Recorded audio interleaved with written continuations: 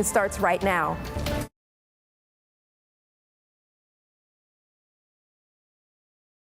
I know that being here is hard. I know that it aches to remember this milestone year after year.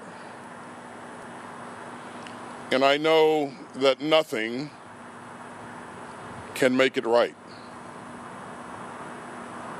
And as the years go by, it may feel that the world is moving on or even forgetting what happened here on September 11th, 2001.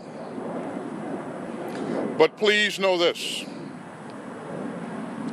The men and women of the Department of Defense will always remember. A day of remembrance as the country marks more than 2 decades since the deadly attacks of September 11, 2001. Thanks for joining us. I'm Kenesha Dees. As we remember the lives lost that day, some Americans continue to lose their lives after their heroic responses to the attacks. Fox News correspondent Madeline Rivera has the latest from New York. Emotional moments nationwide as Americans honor the lives of the nearly 3,000 lost on a day that would change the country forever.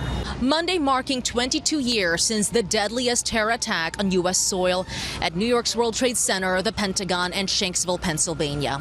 Families of the victims gathering at the World Trade Center Memorial, reading out the names of their loved ones, an annual commemoration that ensures the legacy of those who lost their lives on that day. The median age of all the names I read was 37. These were people in the prime of their lives. They had a lot to live for. They simply went to work one day and never returned. May we always remember them. In the nation's capital, Amazing Grace playing as the American flag was unfurled at sunrise.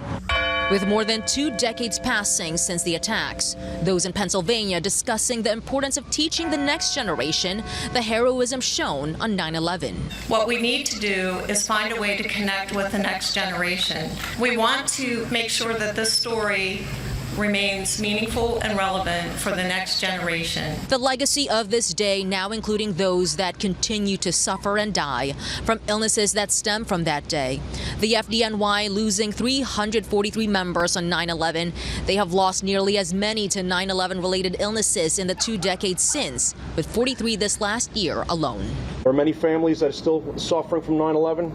The tribute and light will shine here in Lower Manhattan tonight, honoring those who died and the acts of heroism shown 22 years ago today. In New York, Madeline Rivera, Fox News.